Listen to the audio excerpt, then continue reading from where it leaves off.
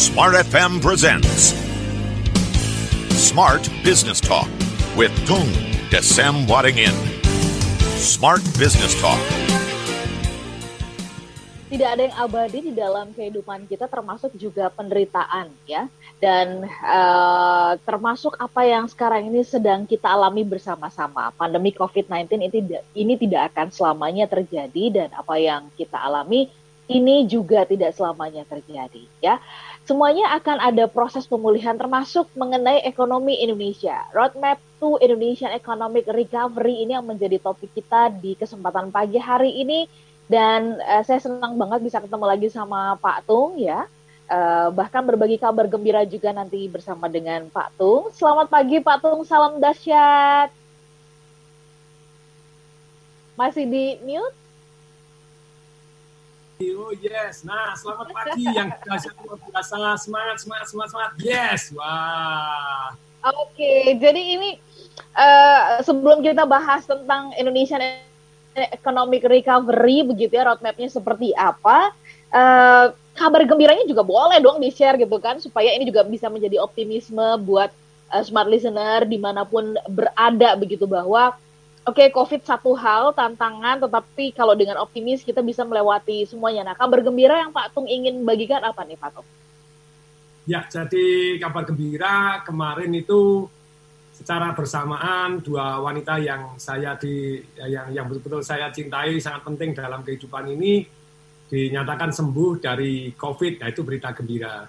Tentu saja 14 hari yang lalu itu secara bersamaan loh, di dalam satu hari itu PCR mama saya positif kena COVID, terus kemudian istri saya juga positif kena COVID di hari yang bersamaan.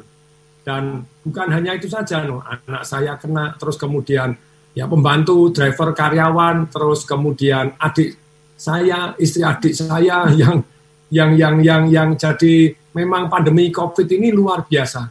Kayak kami tidak keluar sama sekali ya, tidak keluar dari rumah sama sekali. Bisa kena loh, jadi. Dan ya kenanya, titik lengahnya di mana?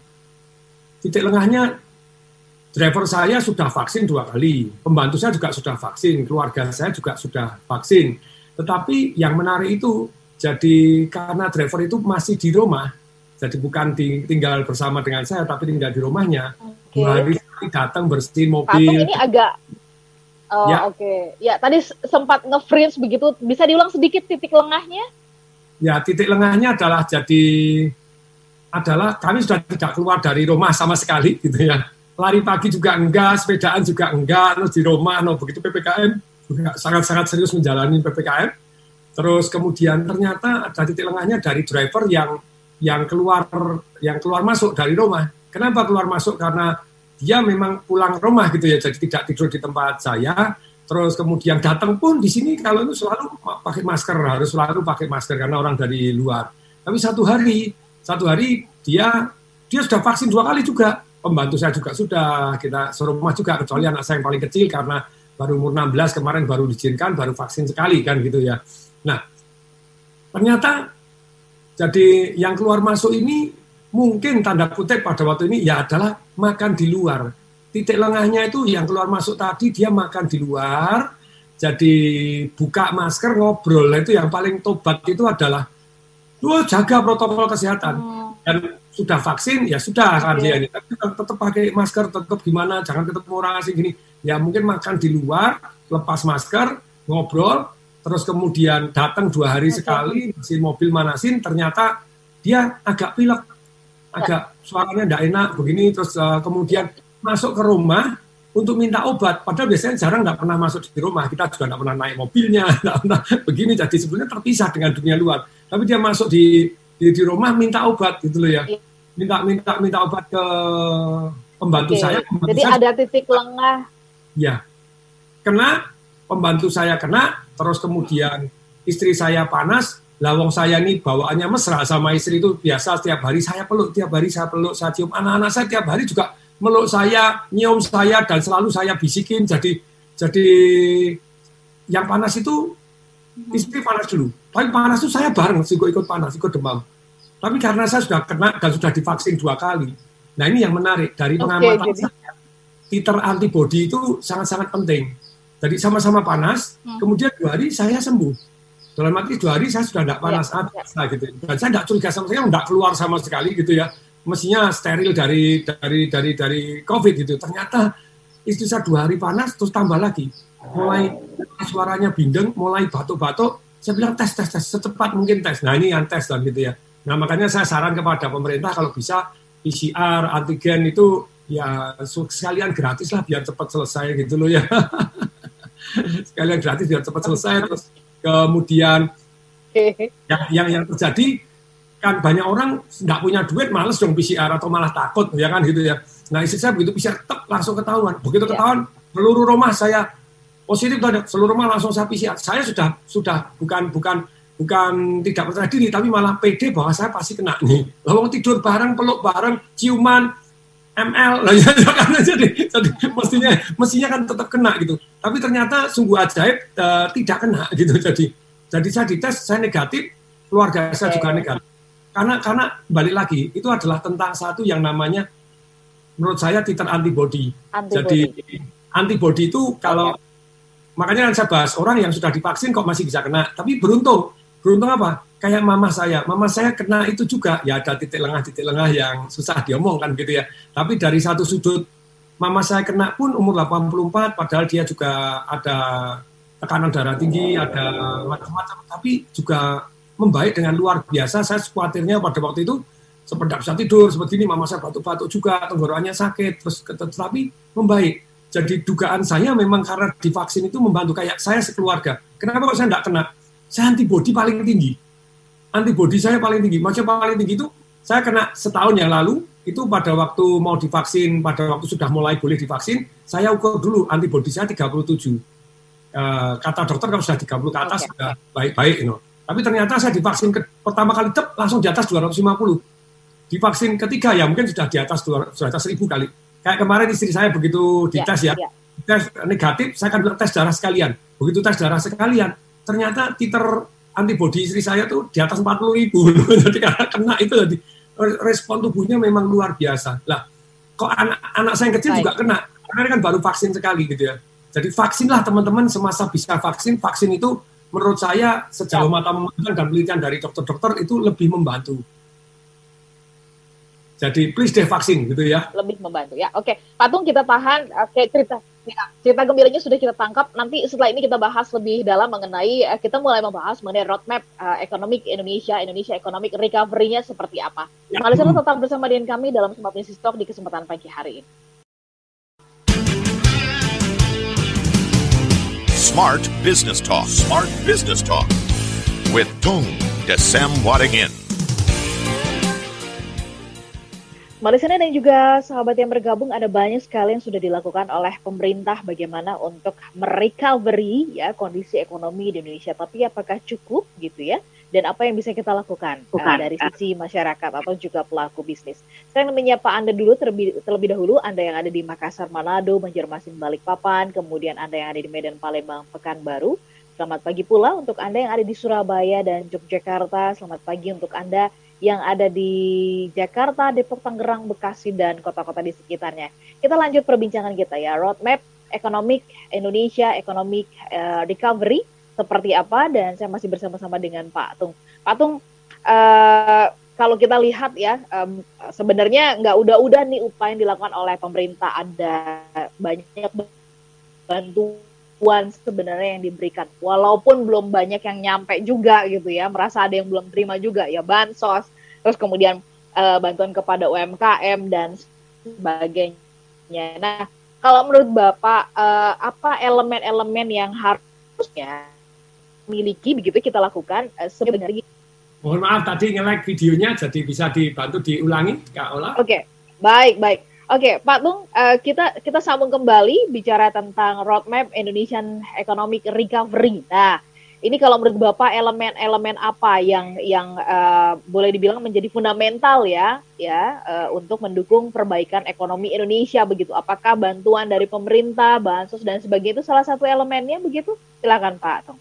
Tentu saja ada dua ya. Jadi satu adalah dari diri kita masing-masing, kedua adalah dari pemerintah. Tentu saja kalau diri kita masing-masing itu kan kita bagi secara ekonomi terlebih dahulu ya. Kalau secara ekonomi kita mampu, apa yang kita bisa bantu ya kita bantu. Dalam arti kita namanya gotong royong.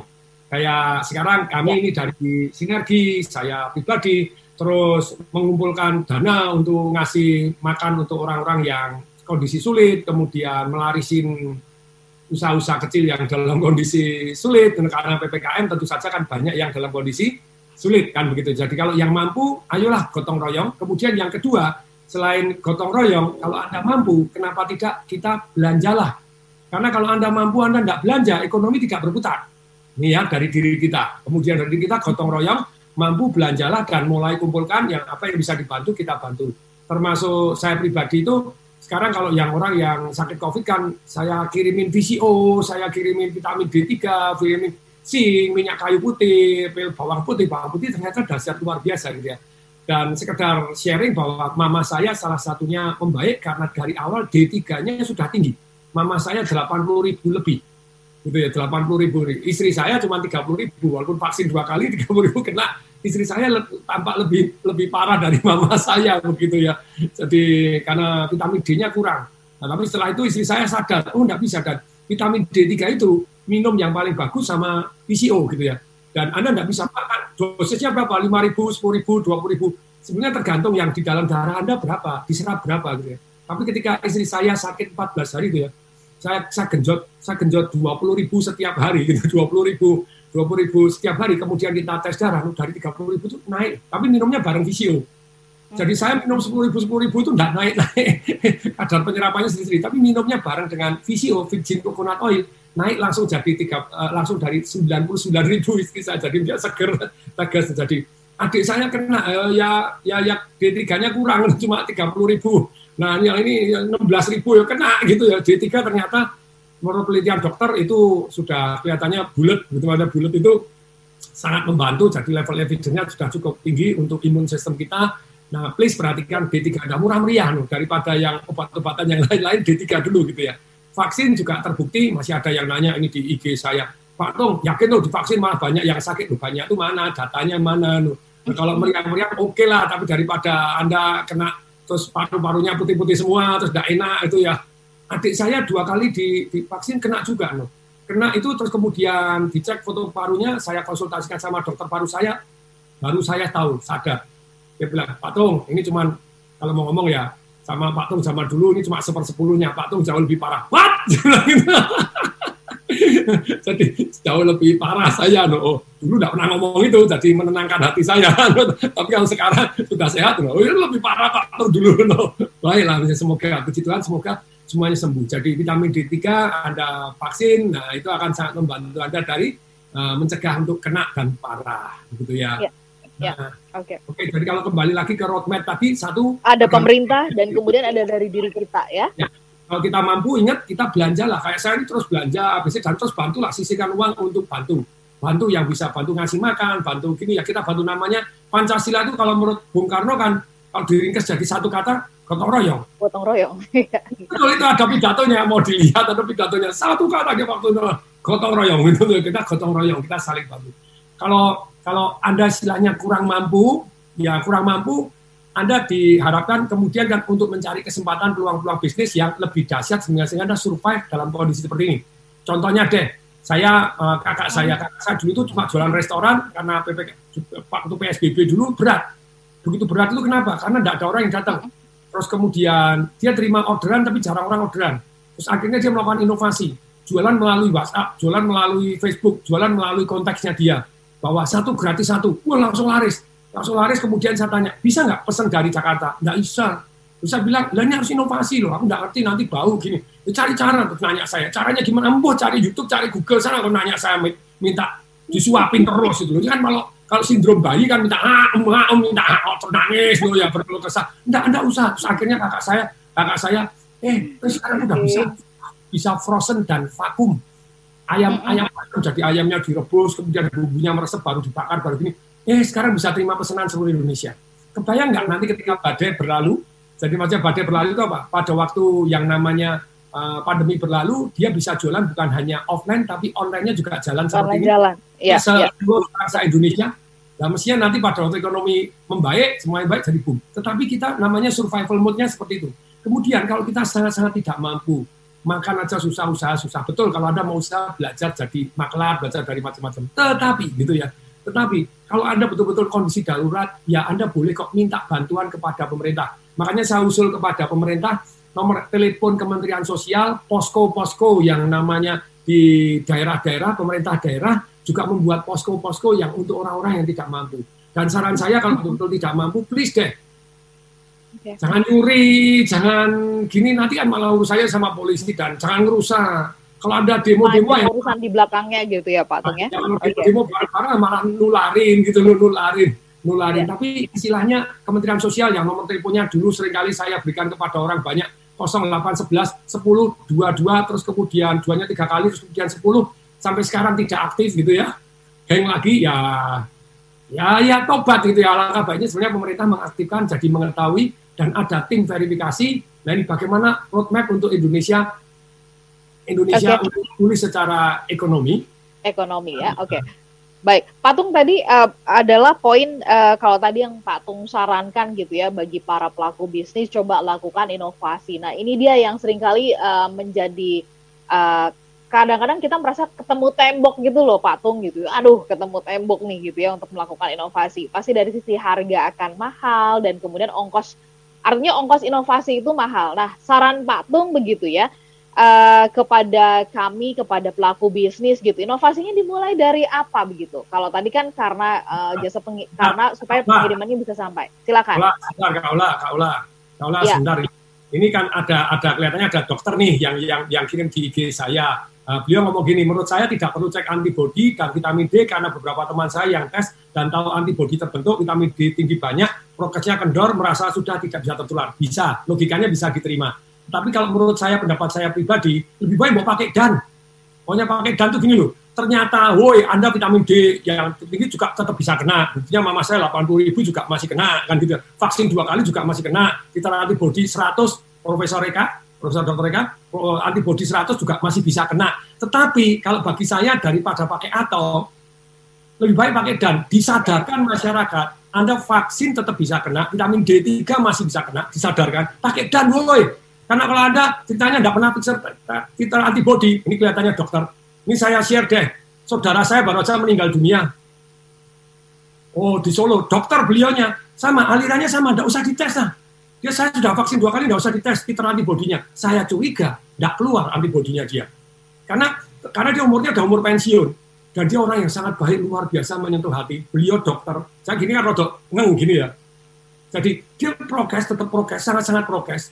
Tapi begitu kena titik lengah, karena nanti dia bilang, jangan dites lah, kalau dites nanti kita jadi lengah. Ternyata dia tetap ada titik lengahnya. Beliau adalah orang yang baik, pensiunan kepala ICU di salah satu rumah sakit di Solo, karena dalam kondisi darurat ini diaktifkan kembali. Tetapi pada waktu telepon waktu ini beliaunya juga tidak usah dites, nanti terlalu bodi rendah, tidak usah nanti gini kamu tinggi malah nanti terlalu pede. Ternyata enggak loh. Beliau kena dan meninggal dunia loh. Karena dia merasa aku sudah vaksin 2 kali, yang penting aku prokes, Dan kita juga pernah dites. Jadi artinya Pak Tung ingin mengatakan tidak usah mempergunakan kata atau ya, tapi pakai dan. Jadi artinya kita double check lah istilahnya seperti itu ya untuk memastikan. Jadi Anda genjot, titer antibodi dicek. Ya. Kalau terus Pak Tung kalau misalnya ternyata titernya rendah atau tidak keluar gimana? Ya paling kalau Anda dokter kan wajib untuk ketiga sekarang. Ketiga aja genjot. Nah, tapi kalau Anda bukan dokter dan Anda tidak bisa yang namanya wajib gimana? Ya nanti kalau misalnya ada bisa bayar. Kalau bisa yang di luar negeri yang diinjek gratis, ya Anda ikut yang bisa bayar. Macam bayar itu pada waktu mandiri kan gitu ya. Tapi kalau tidak bisa, aliran. Yaitu apa? Antri yang pada waktu vaksinasi, setelah selesai jam 2 mereka vaksinasi selesai, itu biasanya satu kan ada sisa-sisa. Yang tidak ada. Sisanya dia bilang, Pak, saya sekalian Pak diinjek Pak Anu. Yaitu daripada dibuang, mubazir, Anda bisa diinjek. Teman saya pada waktu itu si dokter beliaunya. Nah, aku bisa kok 3 kali, caranya gimana? Antri. Jadi selesai diinjek, langsung di atas 250. Oke ya Pak dokter yang di sini. Oke, Pak Tung kita sambung nanti. Kita sambung nanti di part yang berikutnya. Ya, kita nanti kembali membahas mengenai topik kita. Tadi saya sempat tanya kepada Pak Tung. Tadi Pak Tung membahas mengenai, kalau saya simpulkan adalah inovasi. Nah, kadang sebagai pelaku bisnis kita suka merasa bahwa inovasi itu mahal ya gitu, dan bingung kita mau memulainya dari mana. Nanti kita bahas di sesi berikutnya, Smart Listener, dalam rangkaian pembahasan mengenai roadmap Indonesian Economic Recovery-nya seperti apa. Kita sambung untuk pembahasan yang berikutnya. Smart Business Talk. Smart Business Talk with Tung Desem Wadingin. Listener dan juga sahabat yang bergabung pagi ini, powerful banget ya semangat dari Pak Tung begitu bicara tentang bagaimana bisa segera recovery dari COVID-19 barangkali ini karena pengalaman beliau bersama dengan keluarga yang nyaris semuanya mengalami COVID-19 ya. Oke, kita sambung topik pembahasan kita mengenai roadmap Indonesian Economic Recovery. Pak Tung, kita sambung. Pak Tung tadi sampai di poin pertanyaan soal inovasi ini gitu kan. Banyak yang mengatakan inovasi itu mahal ya, prosesnya mahal, mengadaptasinya mahal, dan belum tentu juga langsung berhasil begitu. Kalau begitu mulainya dari mana sih yang paling pas dengan kebutuhan kita? Mungkin Pak Tung bisa memberikan tipsnya. Jadi mulailah dari apa yang dibutuhkan oleh masyarakat sekarang. Kayak Anda misalnya, ada jenis-jenis usaha yang menurut saya sangat-sangat istilahnya tidak mungkin untuk penjualannya naik kan gitu ya. Tapi ada juga kita inovasi. Makanya kalau saya lumayan dapat laporan dari anak-anak perusahaan saya begitu ya. Pada waktu pandemi naik 300% begitu ya, yang kuliner. Terus kemudian yang kemarin marketing revolution internasional kemarin juga dengan cara baru gini. Kalau Anda mulai start mau inovasi, Anda gini loh, ini ada listnya, gampang sekali kok. Kalau Anda stuck atau turun, ada 3 saja yang perlu dilakukan. 1, Anda harus punya rencana baru. Yang kedua, manajemen baru supaya Anda dapat seger orang-orang baru yang supaya Anda dapat inovasi, karena orang baru kan lebih inovatif daripada orang yang lama. Yang ketiga, sudahlah ganti perusahaan baru. Let it go perusahaan-perusahaan yang tobat ya mohon maaf ditutup terlebih dahulu atau diapain yang memang. Nah, yang rencana baru gini loh, orang mengharapkan hasil yang berbeda tapi tindakannya terus-menerus sama, itu ada definisi dari orang gila. Gitu ya. Jadi itu menurut Albert Einstein. Nah, terus kemudian, kalau kita stuck, kita harus rencana baru. Rencana baru itu apa? Nih, coba. Anda lihat saja. Kemarin ada yang mendengarkan radio saya begini, langsung testimoni. Aduh Pak Tung, habis itu stuck. Kemudian saya pada waktu itu fokus bimbingan tes itu adalah untuk kedokteran saja. Karena saya Einstein Medical gitu ya. Einstein Medical itu khusus dokter. Kemudian kata Pak Tung bilang, harus ada produk baru. Cari produk baru. Nah, produk baru. Kemudian, saya fokus kepada, sekarang siapa yang mau masuk universitas favorit saya terima. Dulu saya fokus hanya ke kedokteran, sekarang enggak. Boom Pak Tung, wah, luar biasa. Waduh, dalam berapa bulan meledak. Jadi kalau Anda lagi stuck, Anda cari list ini. Rencana barunya apa? 1, produk baru. Kemudian, wilayah baru. Wilayah baru tadi kan misalnya jualan itu, jualan cuma di Solo doang, sekarang se-Indonesia. Misalnya, yang se-Indonesia, seluruh dunia. Kemarin gaduh-gaduh Boblo, murid saya Pak Calvin, wah sekarang seluruh dunia, pesan dari Sydney, pesan dari Singapura, resep, kan banyak orang sekarang kan isolasi mandiri ataupun kena nggak bisa keluar kemana-mana, terus kangen, nggak bisa pulang ke Indonesia, ada yang kangen, gitu ya. Terus beli makanan Indonesia, jadi bumbu-bumbu. Nah, tapi sekali lagi, jadi produk baru, kemudian wilayah baru, kemudian kemasan baru. Tadinya besar, kecil dibesarin, dipaketin, gitu ya. Paket baru, terus kemudian hadiah baru, promo baru, koar-koar baru, affiliate marketing baru, terus kemudian affiliate itu apa sih? Maklar baru, maklar dibuatin. Makanya kan saya bilang, yuk kita buat satu yang namanya sekarang franchise online. Orang dulu beli franchise, banyak harus miliar-miliar, sekarang enggak, franchise online cuma berapa juta, kita bisa bantu jualan kepada teman kita, dan tidak ada risiko karena seluruh produk, yang paling pol kita harus makan produknya kalau enggak bisa laku. Nah itu kan everybody happy. Misalnya beli barang, misalnya Anda Power Sally, misalnya dia sudah ada ratusan toko, tapi ratusan tokonya sepi tuh sekarang gitu misalnya kalau PPKM. Nah, apa yang dilakukan? Jual franchise online. Nah, franchise online bagaimana? Misalnya Anda bayar 1,5 juta. 1,5 juta digunakan untuk apa? Untuk beli produk. Tapi Anda sudah boleh jual setiap bulan misalnya 150.000 selama 10 bulan misalnya begitu, atau 1.800.000 selama setiap bulan 150.000. Terus apa? Terus Anda boleh berhak menjadi franchise online. Anda bisa jualkan kepada orang lain. Nah, kalau Anda jual orang lain dapat komisi 20%. Dan diantar dari sana. Anda bebas risiko. Lupa-lupa ya makan sour sekali tiap hari misalnya kan begitu ya. Ya, tapi sekali lagi mulailah kreatif untuk mengembangkan cara baru untuk jualan. Nah, dunia online ya mau nggak mau sekarang. Nggak bisa. Jadi dunia online wajib Anda. Jadi jualan properti, saya jualan properti juga online sekarang gitu ya. Jadi jualan properti online itu luar biasa juga gitu ya.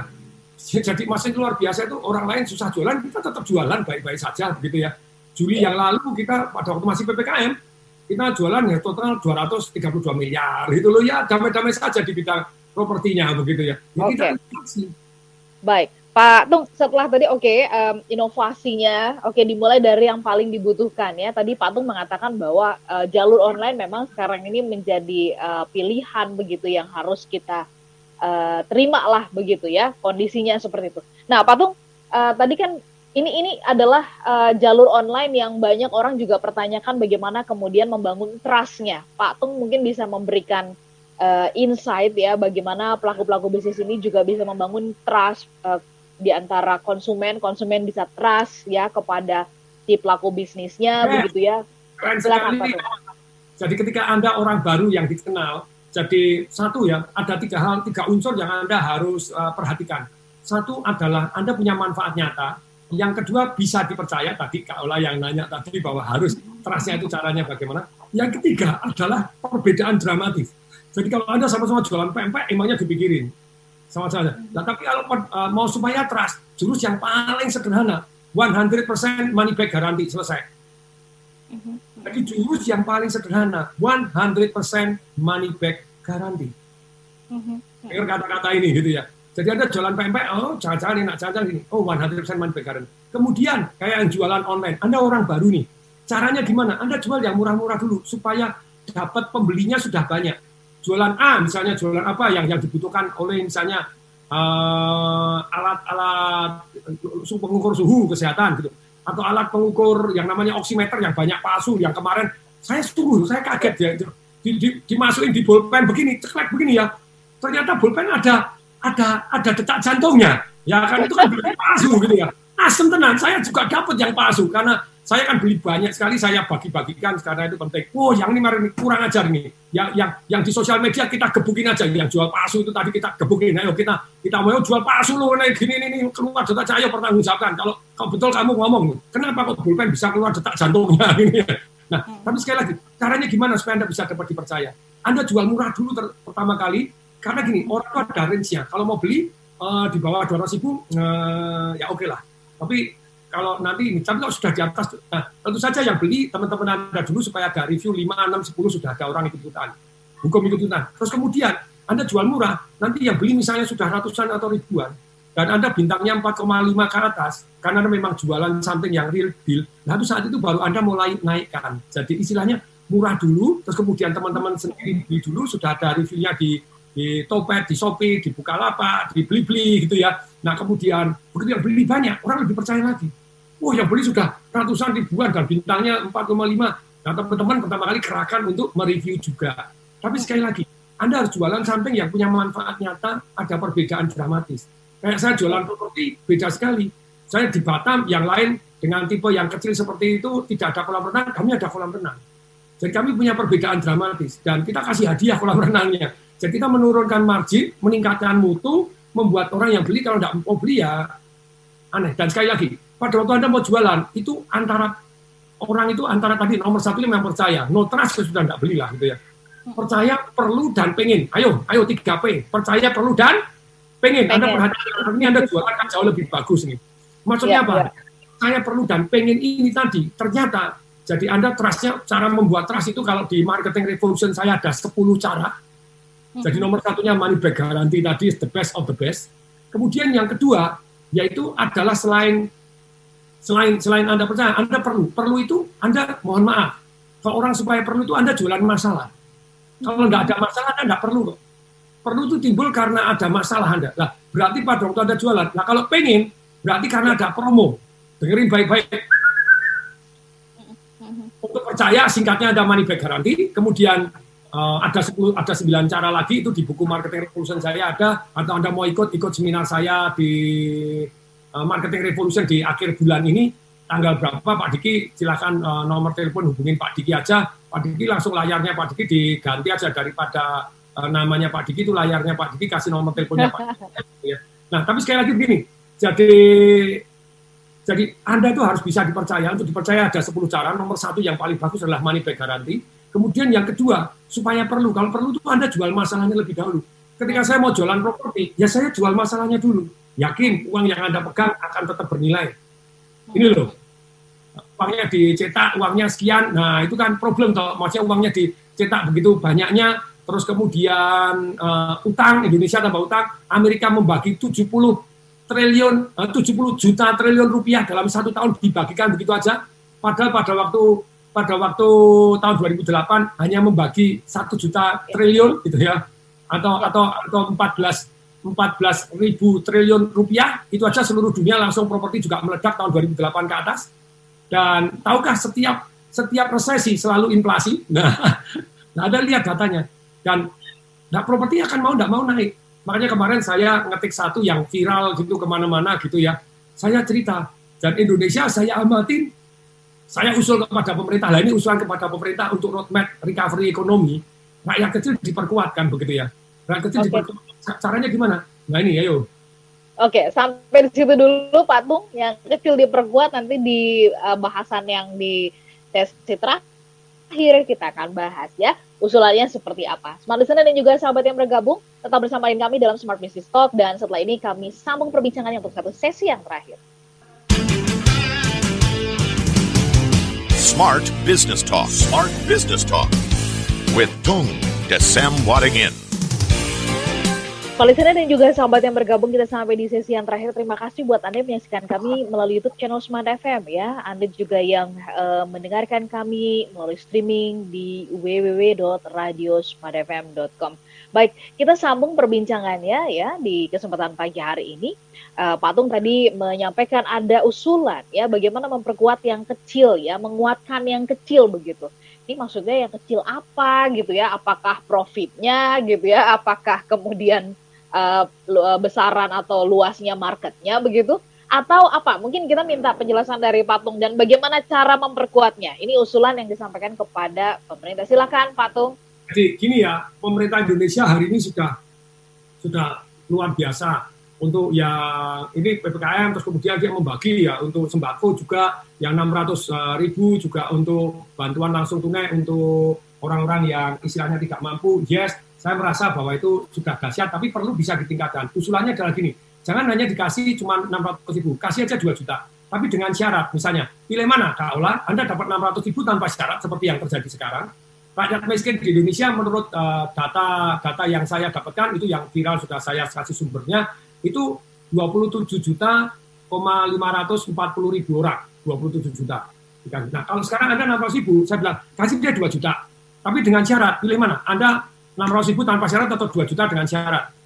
Banyak orang, kalau syaratnya tidak berat ya ikutlah. Kalau syaratnya potong kepala ya tidak mau gitu ya. Tapi kalau syaratnya cuma, syaratnya gimana? Bagi handphone Android gitu ya. Dapat semua gratis, kita anggap 30 juta lah, biar ngitungnya gampang. 30 juta kan semuanya hitung-hitungan duit nih. 30 juta dikali 1 juta rupiah lah. Anda pesan 30 juta handphone kepada banyak merek yang sudah bisa Android, yang bisa scan untuk barcode, kira-kira mau enggak dipesanin 30 juta? 30 triliun yuk. Pabrik handphone mau enggak? Mau, tapi jangan kamu jual 2 juta, jangan jual 3 juta, tapi 1 juta murah meriah, tapi 30 triliun. Banyak, nggak mau pabrik ini, pabrik A, pabrik B. Banyak yang mau lah, menurut saya. 1 juta tetap masih bisa Android kan gitu ya, masih bisa ini. Rakyat dibagi aja gratis yang 30 juta. Langsung dan Anda pakai e-rupiah atau PERI, pembayaran elektronik Republik Indonesia. Dan syaratnya apa? Syaratnya begini, Anda harus ikut pendidikan kecerdasan keuangan. Kalau enggak nanti seperti yang di Tuban begitu ya, dapat duit langsung beli mobil, dapat duit beli ini. Dan duitnya, perhatikan ini usulan kepada pemerintah, separuh wajib habis. Karena kalau tidak dihabiskan, menurut Paul Krugman, gitu ya, Amerika dibagi duit, ekonominya tidak begitu bergerak. Karena apa? Menurut Paul Krugman yang pemenang Nobel Ekonomi, mereka tidak belanjakan. Kalau tidak dibelanjakan, ekonomi tidak berputar. Tapi kalau cuma 600.000 yang dimana mereka belanjakan, perhatikan, duitnya kemana? 600.000 beli minyak. Ya pabrik minyak yang tetap, Pak Tung, kalau pabrik minyaknya tidak jalan kan karyawannya kasihan, setuju. Makanya tetap harus habis. Yang 1 juta wajib habis. Itu bisa dimonitor, bisa pakai e-rupiah kalau kamu yang duit yang ada kodenya begini, kamu tidak gunakan ya habis gitu kan ya. Nah, pembelian online boleh, sudah ada listnya.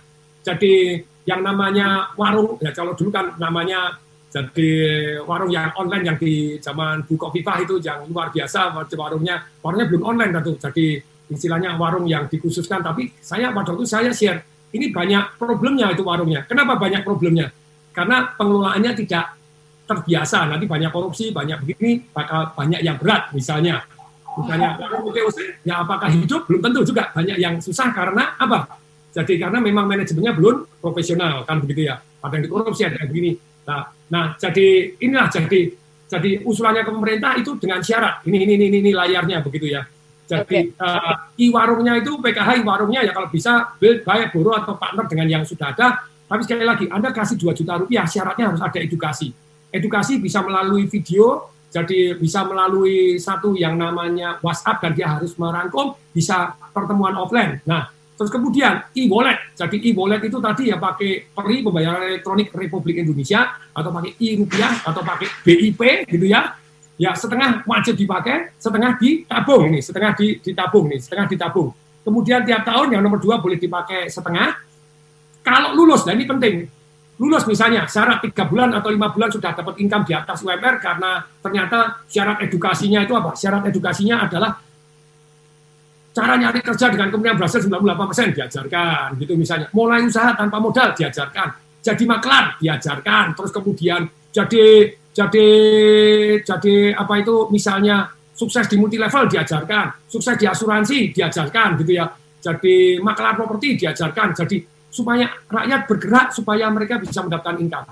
Dan kalau mereka dikasih apa? Dikasih limit juga. Limitnya apa? Setelah 3 tahun, mohon maaf, 2 juta selesai. Jadi Anda mati hidup, Anda harus berdiri. Makanya nabung. Kalau enggak nanti 3 juta, ini bukan untuk forever, darling. Kalau untuk forever, Anda tidak terdidik. Wah, setelah forever dapat duit terus. Enggak, 3 tahun. Patung, enak aja itu 2 juta itu duitnya berapa triliun? Oke, mari kita bandingkan. Ya, jadi zaman Pak Jokowi ini nyetak duitnya masih terlalu sedikit. Nah, mari kita bandingkan. Saya pakai data-data dari Kemendak gitu ya. Ini ada data-datanya, silahkan kalau nanti disampaikan. Tapi saya mau share data-datanya secara kata-kata dulu, kalau salah silahkan diralat. Sampai Maret yang lalu, data yang saya dapat, uang beredar di Indonesia 6.888 triliun. Oke? Nah, untuk 3 tahun ke depan, untuk dibagikan kepada orang miskin dengan catatan, ada kutip ya, dengan catatan ada edukasi dan pakai begini tidak boleh begini, perhatiin. Dikasih 2 juta supaya mereka punya tabungan dan punya ilmu. Hari ini kan cuma ya susah ngomong, tidak terdidik, jadi tidak dapat duit, pembebasan tanah, habis beli mobil, beli gini, beli macam-macam. Aduh, parah. Ya, makanya perlu ada training edukasi kecerdasan keuangan melalui sistem online, plus perhatikan. Duitnya berapa nih, perhatikan. Kalau duitnya 30 juta, kali 2 juta berapa? 30 juta kali 20? 30 juta kali 2 juta per bulan. 60 juta. Ya, 60 triliun, oke, gitu ya.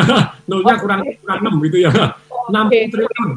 Jadi miliar itu nolnya 9. Makanya banyak yang kalau ngitung gini berat karena memang belum pernah punya duit triliun-triliunan kan gitu ya, wajar masih agak. Tapi sekali lagi, kalau saya salah tolong dilalat. Hitungan saya kalau salah tolong dilalat. Anda 30 juta orang, 1 orang 2 juta. Berarti 1 bulan berapa? 60 triliun. Kalau saya salah tolong diralat gitu ya. Kalau saya bilang 60 triliun. Loh kok bisa juta-juta itu kan triliun. Kalau 1000 juta itu kan miliar. Jadi sekarang 30 juta rakyat yang miskin dibagi 2 juta per orang berarti 60 triliun. Oke. Nah, tentu saja database dan kemudian cara membaginya dengan e-rupiah ini terus diperbaiki terus dan ada tim verifikasi seperti yang dilakukan oleh Tiongkok gitu ya. Tiongkok itu ketika memberikan bantuan itu pada waktu pertama, bulan-bulan pertama bisa 9 juta orang yang tidak berhak bisa nerima. Tapi kan terus diperbaiki, bukan karena itu terus di stop gitu ya. Diperbaiki dan yang ngaku begini, yang salah ini dihukum misalnya begitu. Kayak ngaku mau dapat tambahan 2 juta, hukum aja ya. Jadi yang diverifikasi dan ditempel di masyarakat jadi tahu siapa yang dapat bantuan, yang belum boleh minta bantuan, yang ternyata oh enggak ini orang kaya ini tidak punya bisnis ini kok minta bantuan supaya bisa dilaporkan juga open gitu ya. Ada websitenya, ada tempel di kelurahan, tempel di masjid, tempel di tempat-tempat pertemuan umum, ya siapa yang berhak dapat bantuan. Terus kemudian perhatikan 60 triliun, setahun 720 triliun, 3 tahun 2160 triliun. 2160 triliun itu cuma 30 sekian persen loh. 30 sekian persen dibanding 6.888 triliun yang per Maret uang beredar di Indonesia. Maksud saya itu secara dan kalau misalnya saya share lagi, terjadi inflasi, saya kasih data yang saya minta tolong dicek di Amerika, oh propertinya naik karena terjadi saham naik karena uang beredarnya nambah. Tapi kan kembali lagi ini dibagikan ke rakyat yang kecil. Rakyat kecil, jadi apa yang tetap makan. Dan ternyata di Amerika, kalau saya salah tolong ditalat lagi, yang namanya makanan dan sewa rumah, itu sewa rumahnya tetap murah. Karena orang dalam kondisi susah. Anda properti nggak laku, Contoh, saya dulu berhasil menyewakan apartemen saya 150 juta. Yang terakhir cuma tinggal 70 juta. Patung tinggal satu, baik. Inflasi tinggi-tinggi. Masih kurang duit. Patung, mohon maaf, kita harus segera closing ya. Secara singkat, Patung. Secara singkat, kata kunci dari recovery ekonomi Indonesia ini kalau Anda apa? Anda gotong royong, bagi bantu kepada yang miskin. Tapi yang miskin tidak bisa mengharap, tapi Anda usaha sendiri juga, gitu ya. Terus kemudian ada yang kaya atau yang menengah ke atas, belanjalah, Anda mulai terus belanja, beli A, B, C, D, jangan di stop belanjanya gitu ya. Kemudian kalau yang miskin, please deh, jangan ngerampok, jangan gini, kalau demo malah Anda ketularan rame-rame, malah kena orang tua, karena gini tidak enak, please deh. Jadi Anda usaha tadi inovatif, kreatif seperti yang saya share tadi gitu ya. Cari jadi maklar tanpa modal juga boleh. Terus kemudian saran untuk pemerintah, ini yang terjadi. Pemerintah tolong handphone yang nomor telepon untuk Kemensos itu diaktifkan lagi untuk rakyat-rakyat yang sudah kecekek luar biasa. Terus kemudian boleh kok dikembangkan sistem ya apa namanya bendera putih. Itu Anda bendera putih berarti Anda nyerah, tetangga kita akan saling bantu gitu ya. Bendera putih berarti kita saling bantu dan kalau sudah ada terima bantuan ada listnya. Oh sudah terima bantuan. Kalau enggak kan double kan gitu ya. Oke, yang bendera putih sudah terima, ada listnya, ada papannya. Jadi baik. Kemudian tambah lagi, pemerintah, saran saya, cetak duit. Daripada utang kepada luar negeri yang dimana kita harus bayar, dan plus bunganya, dan orang yang kita utangi juga bukan hasil kerja. Mohon maaf, kalau saya salah tolong diralat. Mereka butuh uang berapa? 3 miliar US dollar. Cuma ini transfer loh. Yang penting kita sendiri. Ya, dan zaman Pak SBY, itu nyetak uangnya 300% loh. Oke, usulan dari Patung nanti kami akan coba bahas di sesi yang lain ya bersama dengan pakar ekonomi bicara tentang ini lebih dalam lagi. Patung, terima kasih untuk insight pagi hari ini. Sehat-sehat, salam kami untuk seluruh keluarga. Semoga semakin recovery kesehatannya, begitu. Begitu pula dengan smart listener di semua tempat ya yang sekarang ini sedang menyaksikan kami. Sehat-sehat untuk Anda dan pastikan Anda menjaga prokes dengan sangat disiplin. Kami pamit, saya Ola Nurlija. Tung Desem Waringin. Salam dahsyat.